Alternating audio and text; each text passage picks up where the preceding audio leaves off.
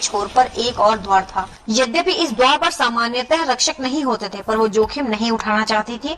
वो झरोखे से एक और छोटे से उपवन में कूद गई। दीवार से मिला हुआ एक पेड़ था। वो पेड़ पर चढ़ती हुई उसकी सबसे ऊंची शाखा पर पहुंची और इस ऊंचाई का लाभ उठाकर चार दीवारी की दूसरी ओर कूद गई। वो ठीक घोड़े के समीप उतरी। एक ही छलांग में वो अपने घोड़े पर सवार हुई। उसने उसकी लगामें खोली और घोड़े को एड़ लगा दी। वे नहीं, एक रक्षक चिल्लाया। 20 रक्षक सती की ओर दौड़ पड़े, लेकिन वो धीमे हुए बिना उनके बीच से निकलती चली गई। उसका घोड़ा तीव्रता से दौड़ता हुआ महल से निकला और कुछ ही पलों में बाहर नगर में थी। उसे दूर से रक्षकों के चिल्लाने और बुरा भला कहने के स्वर सुनाई दे रहे थे। उन्हें रोको, रोको राजकुमारी को। आश्चर्यचकित मेलुभाई सती के घोड़े के तेजी से दौड़ते खुरों से बचने के लिए घबराकर इधर उधर होने लगे।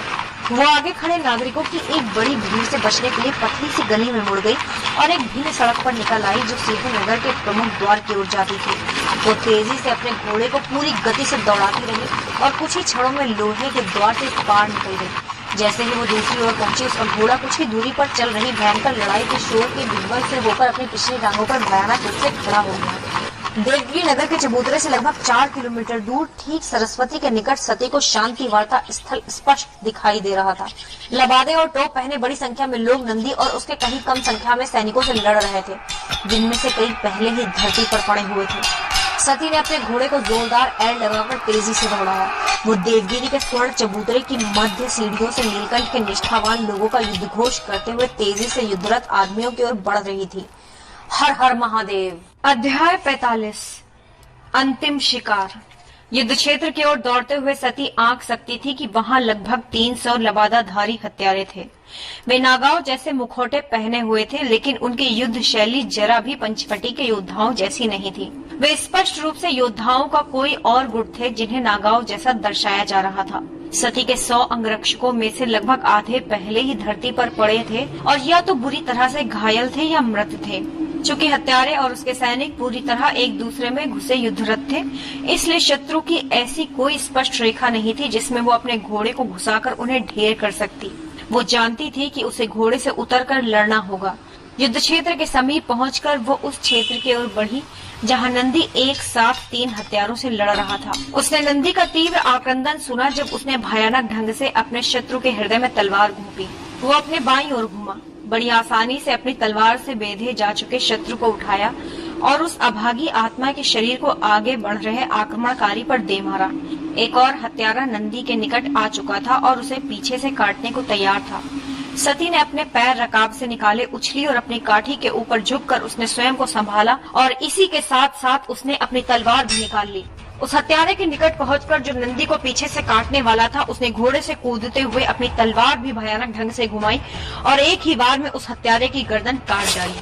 सती अपनी भुजा पर गिरी और साथ ही साथ घूमती हुई वो नंदी के पीछे जा खड़ी हुई, जबकि सिर कटे हत्यारे का शरीर धरती पर गिरा। उसका रक्त तेजी से बह रहा था। उसका तीव्र गति से धड़कता हृदय जीवनदायी द्रव को तीव्रता से उसकी काटी गर्दन से बहा रहा था। देवी! नंदी अपने सामने एक और हत्यारे को काटते हुए शोर से ऊंची आवाज में चिल्लाया, भागिए! सती नंदी की पीठ से पीठ मिलाए सारे कोड़ों को संभाले रक्षात्मक ढंग से स्थिर खड़ी थी। आपके बिना नहीं। एक और हत्यारा एक ओर से सती की ओर लपका और उसने अपनी ढाल सामने कर दी। उसने अपने लबादे की तहों में हाथ डालकर उस पर कोई चीज फेंकी। सती ने सहज भाव से अपनी ढाल ऊंची कर दी। एक काला अंडा छपाके से उसकी ढाल पर पड़ा और उसकी सामग्री धातु के टुकड़े उसकी आंखों से सुरक्षित दूरी पर बिखर गई। कुछ टुकड़े उसकी बाईं बाह में घुस गए। सती ने लड़ाई के इस पैतरे के बारे में सुना था। ये मिस्र की शैली थी। अंडों की सामग्री को एक छोटे से छेद के माध्यम से निकालकर उनमें तीखी धातु के टुकड़े भर दिए जाते थे। इन्हें शत्रु की आंख पर फेंककर उसे अंधा कर दिया जाता था। सामान्यतः अगला पैतरा तलवार का एक नीचे वार होता था। यद्यपि ढाल के कारण वो सामने नहीं देख पा रही थी, लेकिन वो सहज भाव से तेजी से एक ओर हो गई ताकि निचले वार से बच सके। फिर उसने अपनी ढाल पर एक बटन दबाया, जिससे ढाल में एक छोटा सा फलक आगे को निकला, जिसे उसने अपने विरोधी के गले में धंसाकर उसकी श्वास नली को काट डाला। जैसे ही हत्यारे का दम उसी के रक्त से घुटना आरंभ हुआ, सती ने अपनी तलवार को उसके हृदय में उतार दिया। इसी बीच नंदी बड़ी सरलता से उन सभी को मार रहा था जो उसके सामने थे। वो एक विशालकाय आदमी था और कमजोर से मिस्र के हत्यारों के सामने किसी देव के समान था। कोई भी हत्यारा उसके निकट नहीं आ पा रहा था और यदि कोई उसे चुनौती देने का प्रयास करता तो वो उसे काट डालता था। वे उसकी ओर चाकू और रूपांतरित अंडे फेंक रहे थे, लेकिन कुछ भी उसके शरीर के किसी महत्वपूर्ण भाग तक नहीं पहुंच पा रहा था। नंदी के कंधे में एक चाकू गड़ा हुआ था और अनेक धातु टुकड़े उसके शरीर में जगह जगह धंसे हुए थे। लेकिन रक्त रंजित नंदी निरंतर अपने शत्रुओं से लड़ रहा था। लेकिन नंदी और सती दोनों देख सकते थे कि बाजी बुरी तरह उनके विरुद्ध है। उनके अधिकतर सैनिक अचानक किए गए आक्रमण और इतनी बड़ी संख्या के आगे गिरते जा रहे थे। भागने का भी विकल्प नहीं था, क्योंकि वे हर ओर से घिरे हुए थे। उनकी एकमात्र आशा अब यही थी कि देवगिरी के अन्य सूर्यवंशी जो दक्ष के षड्यंत्र का भाग नहीं थे, उनकी सहायता को आएंगे। एक हत्यारा दाहिनी ओर से एक ऊंचे कोण से सती की ओर उछला। सती ने भीषण शक्ति से पीछे उछलते हुए उसके वार को रोका। हत्यारा सती को पिछले पैर पर धकेलने की आशा में इस बार बाईं ओर से पलटकर लहराया। सती ने उसके आक्रमण का समान भयंकरता से मुकाबला किया। अब हत्यारे ने नीचे झुककर सती के पेट में तलवार घोंपने का प्रयास किया, लेकिन वो उसकी विशेष तकनीकी के बारे में नहीं जानता था। अधिकतर योद्धा अपनी तलवार को स्वाभाविक दिशा में अपने शरीर से दूर की ओर ही चला पाते हैं। शक्ति और कौशल की कमी के कारण बहुत कम ही योद्धा तलवार को अपने ही शरीर की दिशा में चला सकते हैं। इसलिए अधिकतर तलवारों के विपरीत, जिन पर केवल बाहरी ओर धार होती है, सती की तलवार पर बाहरी और आंतरिक दोनों ओर धार होती थी। सती पीछे को उछली और लगभग असंभव वार करते हुए उसने बड़ी प्रवीणता से अपनी तलवार को भीषण बल के साथ अपनी ओर खींचा। इससे पहले कि हत्यारा कोई प्रतिक्रिया कर पाता, उसका गला बड़ी सफाई से कट चुका था। घाव इतना गहरा था कि उसका सिर धड़ से लगभग अलग हो गया था। मिस्र वाले का सिर मांस तंतु के एक चीथड़े से किसी तरह पीछे को लटक गया और उसकी आंखें चकराने लगी। उसके गिरते गिरते सती ने लात मारकर उसके शरीर को धक्का दे दिया। उसने बाईं ओर कुछ और गतिविधि देखी और उसे अपनी गलती का एहसास बहुत देर से हुआ। उसने दूसरे हत्यारे की तलवार के वार को अवरुद्ध करने का प्रयास किया, लेकिन उसकी तलवार सती की तलवार पर पड़कर उछली और उसके घायल गाल में होकर उसकी आंख को काटती हुई उसकी खोपड़ी से छू गई। उसकी बाईं आंख अपने गड्ढे में ढह गई और घाव से रक्त बह निकला, जिससे उसकी दूसरी आंख की दृष्टि अवरुद्ध हो गई। कुछ न दिखने के बावजूद उसने किसी भी वार को रोकने की आशा में एक अंधाधुंध रक्षात्मक पैंतरा आजमाया और साथ ही अपने चेहरे से रक्त भी पोंछने का प्रयास करती रही। उसने किसी स्त्री को हाँफते लगभग सुबकते सुना और महसूस किया कि वो स्वयं थी। जैसे ही हत्यारा अपने दूसरे आक्रमण के लिए आगे बढ़ा, सती तैयार हो गई। उसे अपनी दाहिनी ओर गतिविधि महसूस हुई और उसने अपनी गुलाबी धुंधलाई दृष्टि से देखा कि नंदी ने अपनी विशाल ऊंचाई से एक ही वार में हत्यारे का सिर काट डाला। देवी! एक और हत्यारे के वार से उसे बचाने के लिए अपनी ढाल को सामने करते हुए नंदी चिल्लाया, भागिए! उसके आसपास संसार धीमा पड़ गया था और उसे अपनी ही आवाज बहुत दूर से आती महसूस हो रही थी। नरसंहार को देखते हुए उसे अपने ही हृदय की धड़कन सुनाई दे रही थी। अपनी सांस के हाफने की आवाज सुनाई दे रही थी। उसके रक्षकों के रक्त रंजित और छत विछत शरीर उसके पैरों में पड़े थे। उनमें से कुछ अभी भी जीवित थे और उतावलेपन से आक्रमणकारियों की टांगों को पकड़ने का प्रयास कर रहे थे, लेकिन उन्हें चिढ़कर लात मार दी जाती और झुंझलाकर किए गए तलवार के आधे अधूरे वारों से उनकी जीवन लीला समाप्त कर दी जाती। मेरा दम! उसके सिर में एक आवाज फुसफुसाई, मैंने उन्हें फिर से निराश कर दिया, फिर से। उसके मस्तिष्क ने उसकी कटी फटी आंख में स्पंदन को अवरुद्ध कर दिया था। उसने अपने चेहरे से बहकर मुंह में आते रक्त को थूका। अपनी दाहिनी आंख का प्रयोग करते हुए वो वापस युद्ध में आ गई। एक और हत्यारे के एक भीषण वार से बचने के लिए पीछे हटते हुए उसने दाहिनी ओर से अपनी तलवार चलाकर उसके हाथ को काट दिया। जैसे ही मिस्र वाला पीड़ा से चिल्लाया, सती ने अपनी ढाल उसके सिर पर दे मारी और उसकी खोपड़ी को खोल डाला। उसने लड़खड़ाते लड़खड़ाते हत्यारे की आंख में तलवार धंसाई, तेजी से तलवार को वापस खींचा और एक अन्य हत्यारे का सामना करने के लिए घूम गई। हत्यारे ने दूर से एक चाकू फेंका। चाकू सती की बाईं भुजा में धंस गया, जिससे उसके रक्षात्मक अंग की गतिविधि अवरुद्ध हो गई। सती क्रोधित होकर लहराई और उसने अपनी तलवार हत्यारे के शरीर के आर पार चला दी और उसके लबादे के साथ साथ उसकी छाती को गहराई तक काट दिया। जैसे ही वो लड़खड़ा कर पीछे हटा, सती ने जानलेवा वार करते हुए अपनी तलवार उसके हृदय में धंसा दी। लेकिन हत्यारों का रेला अनम्य था। एक और आदमी सती से लड़ने को दौड़ा। अपने थकते शरीर पर विजय पाने के लिए दृढ़ इच्छा का प्रयोग करते हुए सती ने फिर से अपनी रक्त में डूबी तलवार उठा ली। स्वत कुछ दूर से ये लड़ाई देख रहा था। उसे आदेश नीलकंठ नाम के व्यक्ति की मृत्यु को सुनिश्चित करने के थे। निश्चित रूप से ये वही लंबा शक्तिशाली योद्धा होगा जो इतनी सरलता से अपने विरोधियों को काट रहा था। स्वत भी लड़ाई में कूद पड़ा और युद्धरत नंदी की ओर बढ़ने लगा। नंदी ने देखा और अपने नए विरोधी का सामना करने के लिए उसकी ओर पलट गया। उसने अपनी तलवार को पूरे वेग से स्वत की तलवार पर मारा। मिस्र वाले का हाथ नंदी के वार से झंझना गया और वो पीछे को हटा। स्वत ने अपनी तलवार फेंककर दो घुमावदार तलवारें निकाल ली, जिन्हें वो विशेष अवसरों के लिए रखता था। नंदी ने ऐसी तलवार कभी नहीं देखी थी। वे छोटी थी, उसकी अपनी तलवार के 2/3 से कुछ कम। वे अपने किनारों पर तीखे ढंग से मुड़ी हुई थी, लगभग हंसियों की तरह। तलवारों की मूठें भी अनोखी थी, क्योंकि वे चमड़े या लकड़ी के आवरण में होने के बजाय अनावृत धातु की थी। एक तलवारबाज के लिए आवश्यक था कि ऐसी तलवारों को पकड़कर स्वयं को कटने से बचाने के लिए वो अत्यंत कुशल हो, क्योंकि हत्थे भी अनावृत तीखी धातु के थे। स्वथ अनाड़ी नहीं था। वो दोनों तलवारों को भयानक गति के साथ बड़े कौशल से गोल गोल घुमा रहा था। ऐसी तलवारें और ऐसी युद्धशैली कभी न देखने के कारण नंदी स्वाभाविक रूप से सावधान था और उसने अपनी ढाल को ऊंचा उठाया हुआ था। वो एक सुरक्षित दूरी बनाए हुए उसके आगे बढ़ने की प्रतीक्षा करते रहे। नंदी के स्वथ पर ध्यान और उसके निकट ही सती के एक अन्य हत्यारे से लड़ने का लाभ उठाते हुए एक मिस्र वाले ने अचानक आगे बढ़कर अपनी तलवार से नंदी की पीठ में एक गहरा चीरा मार दिया। तेज पीड़ाजनक घाव के कारण नंदी क्रोध से दहाड़ा और उसका शरीर आगे को झूल गया। स्वथ ने इस क्षण का प्रयोग करके अचानक अपनी बाईं तलवार अपनी दाईं तलवार पर मारी, जिससे उसकी पहुंच दोगुनी बढ़ गई। फिर उसने एक निचले कोण से नंदी की रक्षात्मक ढाल से कुछ नीचे का निशाना लिया। धातुई मूठ के तीखे किनारे ने नंदी की बाईं बाह को चीरा और उसकी कलाई से कुछ ऊपर उसे बड़ी सफाई से अलग कर दिया। सूर्यवंशी नंदी पीड़ा से चिंघाड़ा। रक्त उसके कटे हुए अंग से फूट पड़ा और शक्तिशाली वार के झटके के कारण उसका हृदय बुरी तरह धड़कने लगा। स्वथ ने आगे बढ़कर स्तब्ध नंदी की दाहिनी बाह पर वार किया और उसके तलवार पकड़ने वाले अंग को कोहनी के नीचे थोड़ा काट डाला। शक्तिशाली सूर्यवंशी के दोनों कटे हुए अंगों से रक्त फूट पड़ा और वो ढहकर धरती पर गिरा। स्वथ ने थूकते हुए नंदी के दोनों हाथों को लात मारकर दूर कर दिया। छी, स्वथ के मुंह से निकला और वो उस थूक को पोंछने लगा जो उसके नागा मुखौटे में लगा रह गया था, जिसे वो पहनने का आदी नहीं था। लेकिन उसने ध्यान रखा था कि वे संस्कृत नहीं बोले। उसने अपने लोगों को अपनी मिस्र की मातृभाषा बोलने से सख्ती से मना किया था। उनके नागा होने का छल पूरी तरह बनाए रखना आवश्यक था। नंदी! सती चिल्लाई और उसने घूमकर अपनी तलवार स्वथ पर चला दी। स्वथ ने बड़ी सरलता से एक ओर होकर स्वयं को उसके आक्रमण से बचा लिया। एक और हत्यारे ने सती के पीछे तलवार चलाकर उसकी पीठ और बाएं कंधे पर घाव कर दिया। ठहरो, स्वथ ने कहा, जबकि उसके 2 आदमी अपनी तलवारें उसके हृदय में उतारने ही वाले थे। हत्यारों ने तुरंत सती की दोनों बाहें पकड़ ली और स्वथ के निर्देश की प्रतीक्षा करने लगे। उनका अगुआ एक स्त्री, वो लिंग जिसे वो पुरुषों से कहीं नीचे मानता था, पशुओं से बस कुछ ही बेहतर से बात करके अपनी जिह्वा को मलिन नहीं करना चाहता था। इससे पूछो कि नीले कंठ वाला देवता कौन है? उसके एक सहायक ने सती को देखा और स्वथ के प्रश्न को दोहराया। स्तब्ध सती ने उनकी बात नहीं सुनी।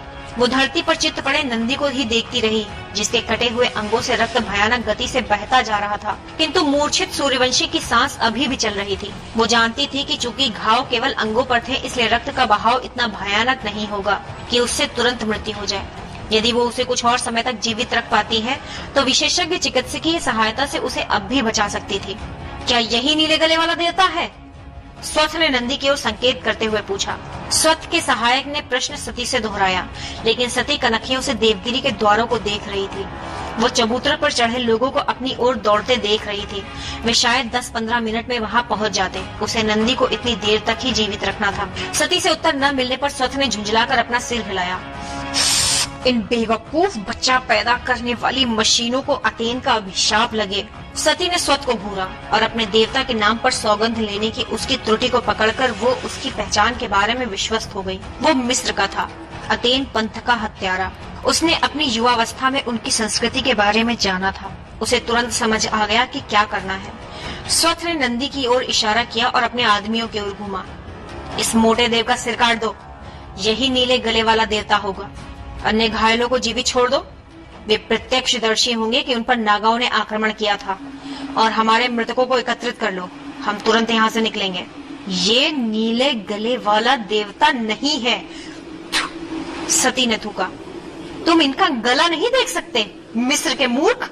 सती को पकड़े मिस्र वाले ने उसके मुंह पर थप्पड़ मारा। स्वथ ने खीखी की। देव को जीवित छोड़ दो, स्वथ ने कहा और अपने एक लड़ाके की ओर घूम गया। क्वा, इस चुड़ैल को मारने से पहले यातनाएं देना।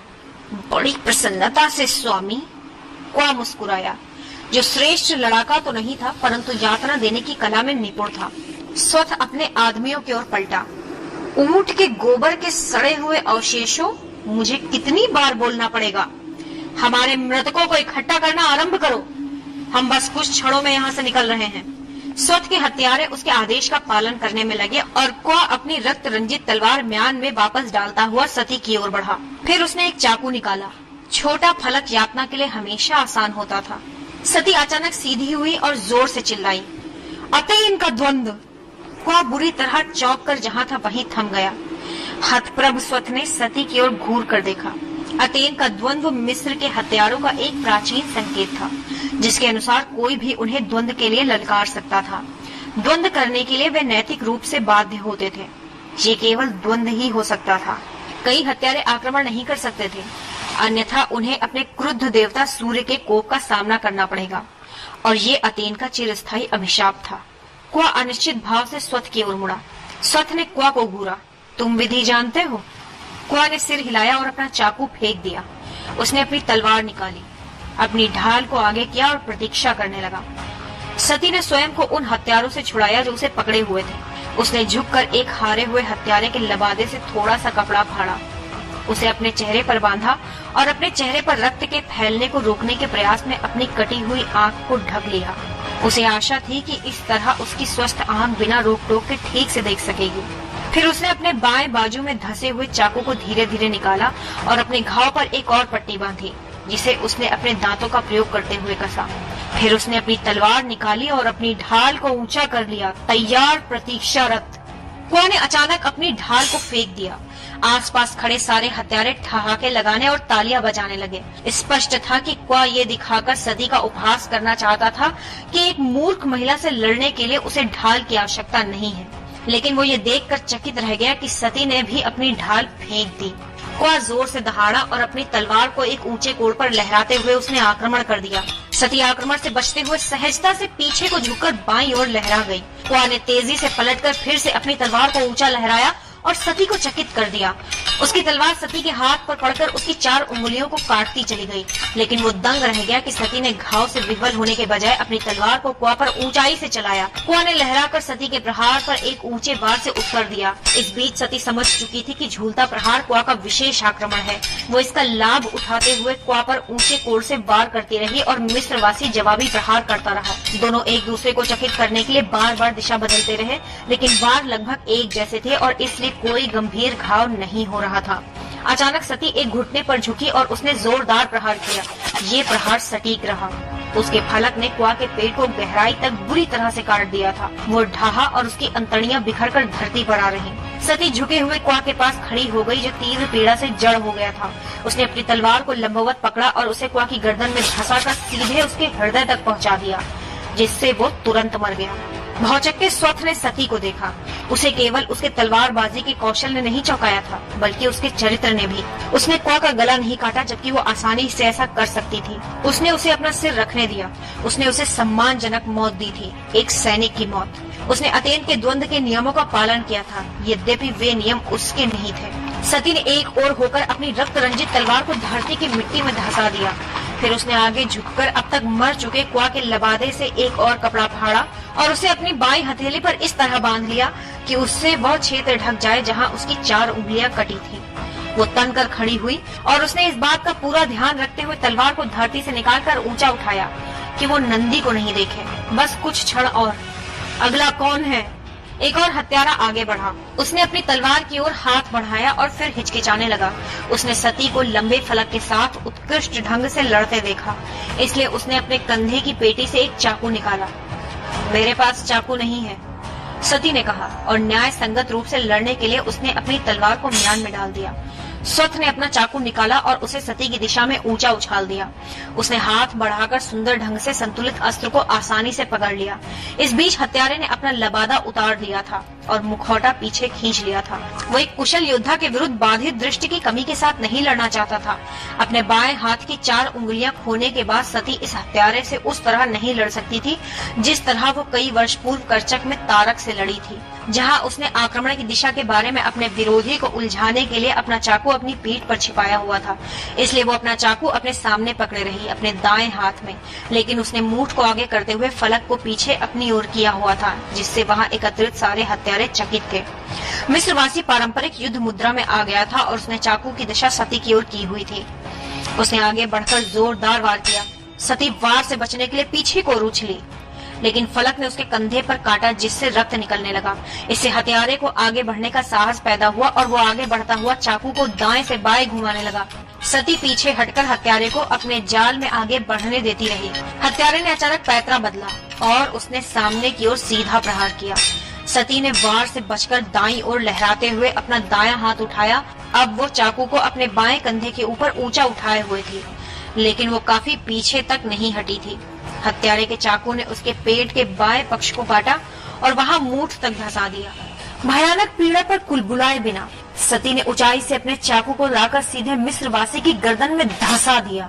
प्रहार इतना शक्तिशाली था, चाकू आर पार काटता चला गया और इसका सिरा अभागे मिस्रवासी के गले के दूसरी ओर निकल आया। हत्यारे के मुंह और गर्दन से रक्त फूट पड़ा। सती पीछे हटी और मिस्रवासी अपने ही रक्त में डूबने लगा। स्वथ इस विचित्र स्त्री को घूर रहा था और उसके चेहरे से तिरस्कार मिट चुका था। उसने उसके 2 हत्यारों को बराबर की लड़ाई में द्वंद्व में मारा था। उसका रक्त बुरी तरह से बह रहा था, लेकिन वो फिर भी तनी हुई थी और गर्व के साथ खड़ी थी। इधर सती अपने तेजी से धड़कते दिल को शांत करने के प्रयास में धीमे धीमे सांस ले रही थी। वो अनेक स्थानों पर आहत हो चुकी थी। धड़कता हृदय उसे हानि पहुंचाएगा, क्योंकि उससे उसके शरीर से अधिक रक्त बहेगा। उसे आने वाले द्वंद्वों के लिए भी अपनी ऊर्जा को बचा कर रखना था। उसने अपने पेट में धंसे चाकू को देखा। इसने किसी महत्वपूर्ण अंग को नहीं काटा था, एकमात्र भय निरंतर रक्त प्रवाह से था। उसने अपने पांव फैलाए, एक गहरी सांस ली, चाकू के दस्ते को पकड़ा और उसे खींच लिया। और ऐसा करते हुए ना तो वो कुलबुलाई और ना ही उसने किसी प्रकार की पीड़ा दर्शाई। ये स्त्री कौन है? स्वथ के निकट खड़े एक हतप्रभ हत्यारे ने पूछा। सती ने झुककर उस हत्यारे के लबादे से एक कपड़ा फाड़ा जिसे उसने अभी मारा था और उससे अपने पेट के चारों ओर पट्टी बांध ली। इससे रक्त प्रवाह थम गया। ऐसा करते हुए उसने कनखियों से देख लिया था कि उसकी ओर दौड़ रहे मिलभाई लगभग 1/3 रास्ता पार कर चुके थे। वो जानती थी कि वो अब द्वंद्वों को नहीं रोक सकती है। उसने हत्यारे को देख लिया था। वे उसे जीवित नहीं छोड़ सकते थे। उसकी एकमात्र आशा अब ये थी कि वो द्वंद्व जारी रखे और आशा करे कि जब मिलभाई उस तक पहुंचेंगे तब वो सांस ले रही होगी। सती ने अपनी तलवार निकाली। अब अगला कौन है? एक और हत्यारा आगे बढ़ा। नहीं, स्वथ ने कहा। हत्यारा पीछे हट गया। ये मेरी है, स्वथ ने अपनी एक घुमावदार तलवार निकालते हुए कहा। स्वथ सती के सामने अपनी दोनों घुमावदार तलवारें लेकर नहीं आया। ये अतेन के नियमों के अनुसार उचित नहीं होता, क्योंकि सती के पास तलवार के लिए एक ही हाथ था। स्वथ ने तलवार को अपने दाएं हाथ में आगे रखा। सती के निकट पहुंचते हुए उसने तलवार को इधर उधर लहराना शुरू कर दिया और वो अपने आगे मौत का एक विस्मयकारी घेरा बनाने लगा और सती की ओर निरंतर बढ़ता रहा। जैसे जैसे स्वथ की तलवार निकट आती और भिनभिनाती गई, सती धीरे धीरे पीछे हटती गई। उसने अचानक अपनी तलवार को स्वथ के फलक के घेरे में अंदर तक धंसाया और मिस्रवासी के कंधे पर एक गंभीर घाव कर दिया। फिर इससे पहले कि स्वथ का घूमता फलक वापस आकर उसकी तलवार से टकराता, उसने उतनी ही तेजी से अपनी तलवार को वापस खींच लिया। घाव से पीड़ा हुई होगी, लेकिन स्वथ विचलित नहीं हुआ। वो मुस्कुराया। वो पहले कभी किसी से नहीं मिला था जिसमें उसकी तलवार के मौत के घेरे को भेदने की क्षमता हो। ये स्त्री प्रतिभाशाली है। स्वथ ने अपनी तलवार को घुमाना बंद करके उसे एक परंपरागत तलवारबाज की मुद्रा में पकड़ लिया। वो भयानक ढंग से दाएं से आक्रमण करता हुआ आगे बढ़ा। प्रहार से बचने के लिए सती नीचे को झुकी और उसने अपने फलक को आगे की ओर धंसाकर स्वथ के बाजू में हल्का सा घाव कर दिया। लेकिन स्वथ ने अचानक अपने फलक की दिशा को उल्टा और सती के कंधों के आर पार एक तगड़ा वार किया। सती ने समय रहते पीछे को लहराकर उस भयानक प्रहार के खतरे को कम किया। स्वथ का फलक उसके दाएं बाजू और कंधे को छू गया। सती क्रोध से गुर्राई और उसने इतने तीव्र बल से तलवार आगे को चलाई कि चकित स्वथ को उछलकर पीछे हटना पड़ गया। स्वथ और भी पीछे हट गया। ये स्त्री तो बहुत कुशल योद्धा है, उसकी सामान्य युक्तियां नहीं चलेंगी। उसने ये सोचकर कि सती के विरुद्ध ये अच्छी चाल रहेगी, तलवार को आगे रखते हुए दूरी बनाए रखने का निर्णय लिया। वो अपने अनेक घावों से रक्त रिसाव के बढ़ने के भय से बहुत अधिक हिल नहीं सकती थी। वैसे भी वो समय लेना चाहती थी। कुछ क्षणों के विराम का वो स्वागत ही करती। स्वथ को अचानक एक विचार आया। सती मूल रूप से अपने बाएं पक्ष पर घायल थी, इसलिए उस पक्ष से लड़ने में उसे समस्या होगी। स्वथ ने तीव्रता से एक बड़ा कदम बढ़ाया और उसने दाएं हाथ से एक भीषण प्रहार किया। सती अपनी बाईं ओर मुड़ी और उसने स्वथ के वार को रोकने के लिए अपने फलक को लहराया। मिस्रवासी ने देखा कि इससे उसके घायल पेट से रक्त बहने लगा था। सती ने फिर से स्वथ पर वार किया। तो वो अपना कोण सुधारने के लिए थोड़ा बाएं घूम गई थी, लेकिन स्वथ ने उसकी चाल का पूर्वानुमान किया हुआ था। वो थोड़ा और दाएं हो गया और बार बार उस टेढ़े कोण से आक्रमण करता रहा। बार बार बाएं मुड़ने की तीव्र पीड़ा ने सती को एक जोखिम उठाने को मजबूर कर दिया। वो अचानक अपने पंजों के बल घूमी और अपनी तलवार को इस आशा में अपनी दाईं ओर से एक विशाल अर्धवृत्त में घुमाया कि वो उसका सिर काट देगी, लेकिन स्वथ ने ठीक इसी की आशा की थी। वो नीचे झुका और तेजी से आगे बढ़ा और इस प्रकार उसने सती के वार को आसानी से असफल कर दिया। साथ ही उसने अपनी तलवार को एक नीचे भयंकर वार के साथ आगे बढ़ाया। दांतेदार किनारों वाली उसकी घुमावदार तलवार सती के पेट में धंसती चली गई और उसने उसके लगभग प्रत्येक महत्वपूर्ण अंग को काट दिया। उसकी अंतड़ियां, पेट, गुर्दा और यकृत बुरी तरह कट गए। स्तंभित सती का चेहरा पीड़ा से बेहाल हो गया और वो स्वथ की घुमावदार तलवार के बल पर गिरी। उसकी अपनी तलवार उसके हाथ से गिर गई। मिस्रवासी पीछे झुका। उसने इस छूट का लाभ उठाया और अपनी तलवार तक उसके पेट में धंसाता गया जब तक कि यह उसकी जीर्ण शीर्ण पीठ के दूसरी ओर नहीं निकल आई। बुरा नहीं है, स्वथ ने अपनी तलवार को घुमाते हुए सती के अंगों के टुकड़े करते हुए तलवार निकाल कर कहा। एक स्त्री के लिए बुरा नहीं है। सती धरती पर ढह गई। उसका शरीर कांपने लगा और गाढ़ा गाढ़ा रक्त उसके चारों ओर एकत्रित होने लगा। वो जानती थी कि वो मरने वाली है, बस कुछ ही देर में। अब रक्त के बहाव को नहीं रोका जा सकता था। उसके महत्वपूर्ण आंतरिक अंग और उनकी विशाल संख्या में रक्त वाहिकाएं घातक रूप से क्षतिग्रस्त हो चुकी थी, लेकिन वो कुछ और भी स्पष्ट रूप से जानती थी। वो धरती पर पड़े पड़े धीरे धीरे रक्त के रिश्ते नहीं मरेगी। वो एक मेलुभाई की तरह मरेगी। वो गर्व से सिर ऊंचा उठाए मरेगी। उसने अपने कपकपाते दाएं हाथ को उठाकर अपनी तलवार की ओर बढ़ाया। स्वथ विस्मय पूर्वक सती को तलवार उठाने के लिए संघर्ष करते एकटक देखता रहा। वो जानता था कि वो जानती होगी कि वो जल्दी ही मरने वाली है, लेकिन फिर भी उसका साहस नहीं टूटा था। क्या वो अंतिम शिकार होगी? अथेन के पंथ का एक विश्वास था कि प्रत्येक हत्यारे को एक दिन एक ऐसा शिकार मिलेगा जो इतना भव्य, इतना योग्य होगा कि फिर हत्यारे के लिए दोबारा किसी को मारना असंभव होगा। ऐसे में उसका कर्तव्य होगा कि वो अपने पीड़ित को सम्मानजनक मौत दे और फिर अपना कर्म छोड़कर शेष जीवन उस अंतिम शिकार की पूजा करने में बिता दे। सती ने एक बार फिर एक व्यर्थ प्रयास में अपनी तलवार तक पहुंचने के लिए अपना हाथ चलाया तो स्वथ ने अपना सिर हिलाया। ये एक स्त्री नहीं हो सकती। ये वो क्षण नहीं हो सकता। अंतिम शिकार एक स्त्री नहीं हो सकती। स्वथ ने पलटकर अपने लोगों को आवाज लगाई, निकलो गंदे तिलचट्टो, हमें जाना है। स्वथ के निकट खड़े आदमी ने उसके आदेश का पालन नहीं किया। विस्मयकारी दृश्य से हतप्रभ वो लगातार स्वथ के पीछे देखता रहा। स्वथ ने अचंभित होकर पलट कर देखा। सती एक घुटने पर थी। वो जोर जोर से सांस लेकर अपने निर्बल पड़ चुके शरीर में कुछ शक्ति फूंकने का प्रयास कर रही थी। उसने अपनी तलवार को जमीन में गाड़ दिया था और उसका दायां हाथ उसके मूठ पर था और वो उसके सहारे उठने का प्रयास कर रही थी। वो असफल हुई। उसने फिर से तेजी से सांस ली, अपने शरीर में और ऊर्जा फूकी और एक बार फिर से प्रयास किया। वो फिर से नाकाम हो गई। फिर वो अचानक रुक गई। उसे अपने अंदर किसी की आंखें धंसती हुई महसूस हुई। उसने सिर उठाकर देखा और स्वथ की नजरों में नजरें गड़ा दी। हतप्रभ स्वथ सती को घूर रहा था। वो अपने रक्त में पूरी तरह भीगी हुई थी। उसके पूरे शरीर पर गहरे घाव थे और जिस भयंकर पीड़ा में वो थी उसके कारण उसके हाथ कांप रहे थे। उसकी आत्मा जानती होगी कि उसकी मौत बस कुछ ही मिनट दूर थी, पर फिर भी उसकी आंखों में लेश मात्र भी भय नहीं था। वो केवल एक भाव के साथ स्वथ की आंखों में सीधे घूर रही थी, विशुद्ध, खरा, निष्कपट विरोध। स्वथ का हृदय बुरी तरह भारी हो गया और उसकी आंखों से आंसू निकल पड़े। उसके मस्तिष्क ने उसके हृदय के संदेश को तुरंत समझ लिया। ये निश्चित रूप से उसका अंतिम शिकार था। वो दोबारा कभी किसी को नहीं मारेगा। स्वथ जानता था उसे क्या करना है। उसने अपनी दोनों घुमावदार तलवारें निकाली, उन्हें उसकी मूठ से ऊंचा करके पकड़ा और नीचे को धंसा दिया। पलक झपकते तलवार धरती में धंस गई। उसने अंतिम बार उन आधी धसी रक्त रंजित तलवारों को देखा जो उसके बहुत काम आई थी। वो दोबारा कभी उनका प्रयोग नहीं करेगा।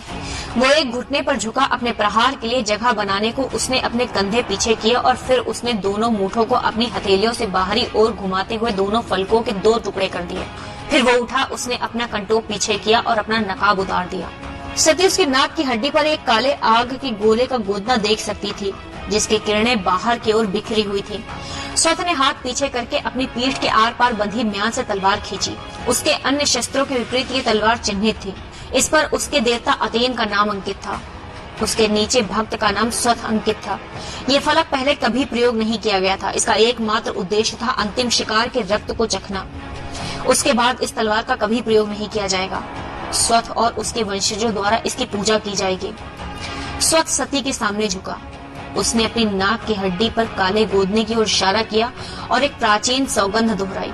अतेन की अग्नि तुझे भस्म कर देगी और तेरी अग्नि को बुझाने का सम्मान मुझे शुद्ध कर देगा। सती हिली नहीं, वो कुलबुलाई तक नहीं। वो खामोशी से स्वत को घूरती रही। स्वत एक घुटने पर झुका। उसे सती को एक सम्मानजनक मौत देनी थी। उसका सिर काटने का प्रश्न ही नहीं उठता था। उसने उसके हृदय का निशाना लिया और अपनी तलवार की मूठ को इस प्रकार पकड़ा कि उसका अंगूठा ऊपर की ओर था। उसने सहारे के लिए अपने दूसरे हाथ को मूठ के पीछे की ओर लगा दिया। हर प्रकार से तैयार होकर स्वत ने सती को घूरा, उसके चेहरे को जिसके बारे में वो जानता था कि वो शेष जीवन उसकी स्मृति में आता रहेगा। आपको मारना मेरे जीवन का सम्मान होगा देवी। नहीं। दूर कहीं से हवा पर लहराती हुई एक चीख सुनाई दी। एक तीर सरसराता हुआ आया और स्वत के हाथ में घुस गया। जैसे ही उसकी तलवार धरती पर गिरी, वो ये देखकर चकित रह गया कि एक और तीर उड़ता हुआ आकर सीधे उसके कंधे में लगा। भागो! हत्यारे चिल्लाए। उनमें से एक ने स्वत को उठाया और उसे घसीट कर ले जाने लगा। नहीं! स्वत अपने लोगों के विरुद्ध संघर्ष करता हुआ चिल्लाया, जो उसे उठाकर वापस ले जा रहे थे। अंतिम शिकार को नहीं मारना अतेन के अनुयायियों के लिए सबसे बड़े पापों में से था, लेकिन उसके लोग उसे छोड़कर नहीं जा सकते थे। लगभग 1000 मेलुहाई सती के निकट पहुंच चुके थे, जिनमें व्याकुल दक्ष और वीरिनी सबसे आगे थे। सती! दक्ष चिल्लाए, जिनका चेहरा पीड़ा से क्षुब्ध था।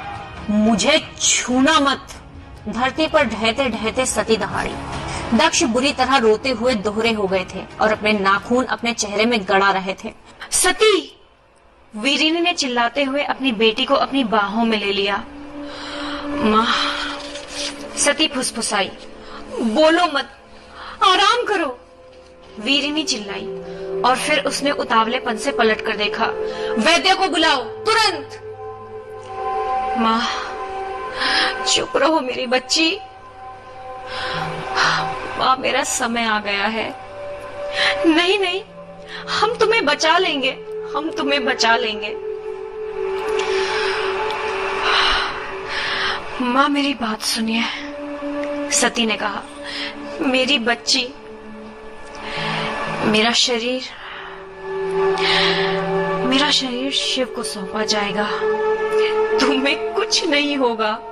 वीरिनी सुबह उठी। मेलुहा की रानी एक बार फिर से पलटी। कोई वैद्यों को बुलाएगा, तुरंत! सती ने अपनी माँ का चेहरा आश्चर्यजनक शक्ति से पकड़ लिया। मुझे वचन दीजिए, मुझे वचन दीजिए, केवल शिव को। सती, वचन दीजिए। हाँ मेरी बच्ची, मैं वचन देती हूँ। और गणेश और कार्तिक दोनों ही मेरी चिता जलाएंगे। तुम नहीं मरोगी, तुम नहीं मरोगी। गणेश और कार्तिक दोनों, वचन दीजिए मुझे। हाँ हाँ, मैं वचन देती हूँ। सती ने अपने सांस लेने को धीमा कर दिया। वो जो सुनना चाहती थी सुन चुकी थी। उसने उस सारे विलाप को मस्तिष्क से बाहर कर दिया जिसे वो अपने आसपास सुन रही थी। उसने अपना सिर अपनी माँ की गोद में टिकाया और शांति वार्ता भवन की ओर देखने लगी। दरवाजे खुले हुए थे। भगवान राम और सीता माता की प्रतिमाएं स्पष्ट दिखाई दे रही थी। वो उनकी कृपालु और स्वागत करती आंखों को महसूस कर सकती थी। शीघ्र ही वो वापस उनके पास होगी। अचानक हवा चलने लगी और उसके आसपास जमीन पर पड़े धूल के कण और पत्तों को घुमेड़े देने लगी। सती ने घुमेड़े को देखा। ऐसा लगता जैसे धूल के कण एक आकृति बना रहे हैं। उसे ध्यान से देखा और शिव की छवि स्पष्ट होने लगी। उसे वो वचन याद आ गया जो उसने शिव से किया था कि उनके वापस आने पर वो उनसे मिलेगी। मुझे क्षमा कर देना, मुझे क्षमा कर देना। हवा